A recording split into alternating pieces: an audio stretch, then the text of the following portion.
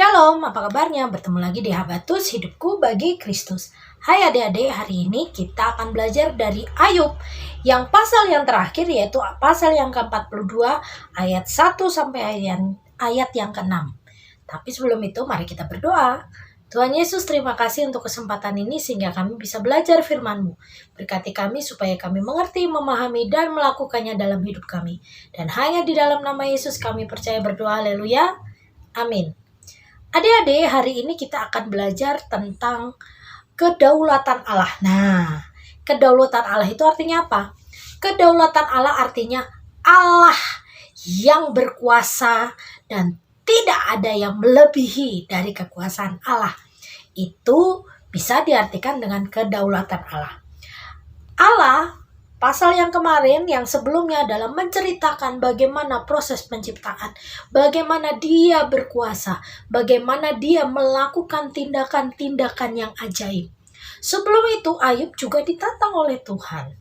Dan Ayub merendahkan diri tetapi dengan hati yang hati yang sedih, hati yang tidak percaya.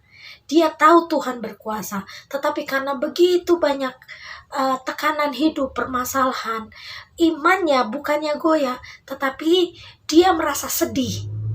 Kenapa dia yang saleh, dia yang dekat dengan Tuhan diizinkan seperti ini, tetapi dia tidak mau mengeluh dengan mulutnya.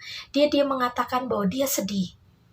Dan akhirnya Tuhan menceritakan kedaulatannya, bahwa semua proses hidup Tuhan berhak untuk melakukan segala sesuatunya dalam kehidupan manusia.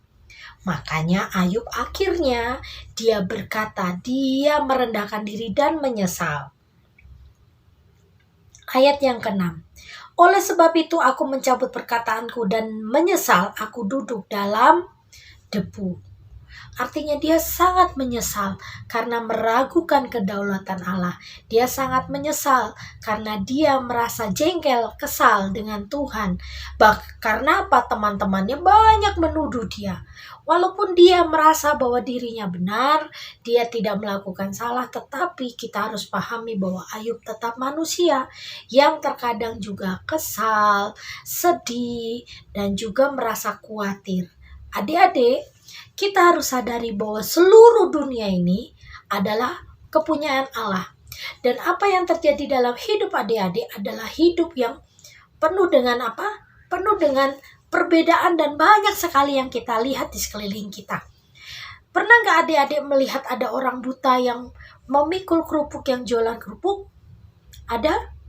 Mengapa Tuhan izinkan dia buta dan malah menjual seperti itu? Ada juga yang tidak mempunyai kaki dan dia bisa berjalan dengan alat penyangga, atau kita bisa melihat kemalangan-kemalangan yang lain.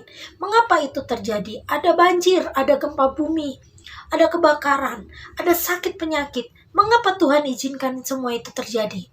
Ayat yang sebelumnya mengatakan semua karena kehendak Tuhan, karena Tuhan yang berkuasa, dan Tuhan ingin menunjukkan sesuatu yang indah dalam perkara-perkara yang menurut kita adalah perkara yang tidak mudah. Hari ini adik-adik, kalau adik-adik merasa hari ini sedih, khawatir, ada sesuatu yang tidak enak di hati, atau keluarga adik-adik dalam keadaan yang tidak baik, jangan nyalahkan Tuhan. Jangan mulai berulah dan melakukan dosa, tetapi berbaliklah pada Tuhan dan mulailah berdoa dan bergantung pada Tuhan. Kalau berdoa sekali sepertinya belum pulih hati ini, berdoalah terus menerus, minta pertolongan Tuhan, cari guru-guru sekolah minggu, cari hamba-hamba Tuhan untuk menyatakan perasaan ini.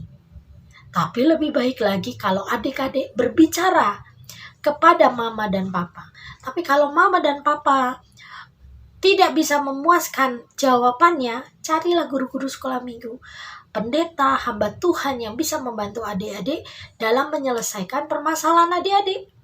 Jangan lari di jalan, jangan lari dalam pergaulan bebas, jangan lari kepada dosa-dosa yang lain yang akan membuat adik-adik jauh dari Tuhan. Seperti Ayub, dia kehilangan anaknya, kehilangan hartanya, dituduh oleh sahabat-sahabatnya. Dia tetap teguh di dalam Tuhan.